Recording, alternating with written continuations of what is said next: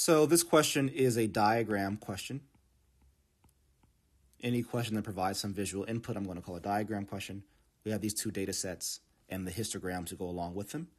The question says two data sets of 23 integers each are summarized in the histogram shown. For each of the histograms, the first interval represents the frequency of integers greater than or equal to 10, but less than 20. Let me just stop and make sure I understand that. So it looks like for data set A, that's a null set, right? There's nothing in there for greater than 10 but less than 20. But for data set B, we actually have three terms in here, 3 data points, right? As represented by the cutoff on the y-axis for where that bar ends at 3. All right, so the next sentence here says the second interval represents the frequency of integers greater than or equal to 20, but less than 30, right? So we just follow that same trend, and so on. What is the smallest possible difference between the mean of data set A and the mean of data set B? So it looks like data set A is offset from data set B by a whole set of 10, basically. So if I just found the means, all right, so I think I need to squeeze these means together. I am going to find I'm going to actually find the lowest possible mean for data set A. And I'm going to find the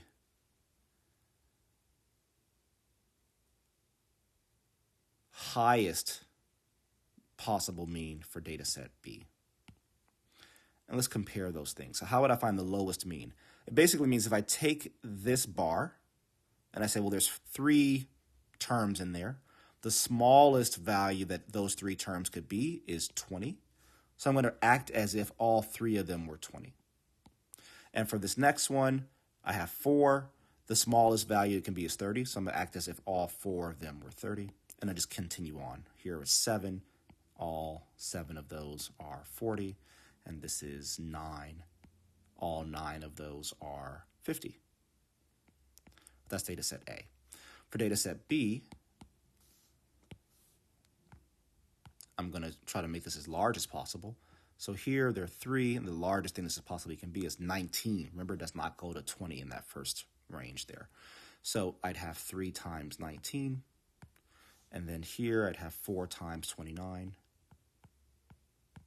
And then for here, I'd have 7 times 39.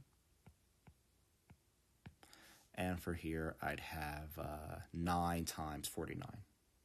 All right, so let's compare these two things.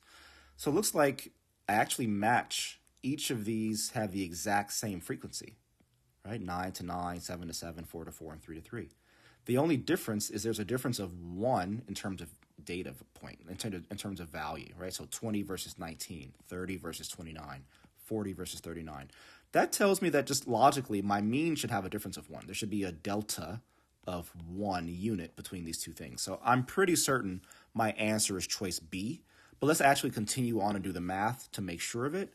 So here, all I would do is find find the values of all these and add them up, and then divide by 23. So I'm going to do that in my calculator really quickly. So I'd have 3 times 20, which is 60, plus 4 times 30, which is 120, plus 7 times 40, which is 280, plus 9 times 50, which is 450. I get 910. I divide that 910 by 23, and what I get here is 39.56. And then same thing here. I don't have the luxury of knowing these so easily. So this is 57, I know. 4 times 29 is 116. 7 times 39 is 273. And 9 times 49 is 441. So now I have to add them. I'm going to go in reverse order. 441 plus 273 plus 116 plus 57. I get 887. I divide that by 23, and I get 38.56. So yeah, exactly 1 away, right? So there's 1 unit.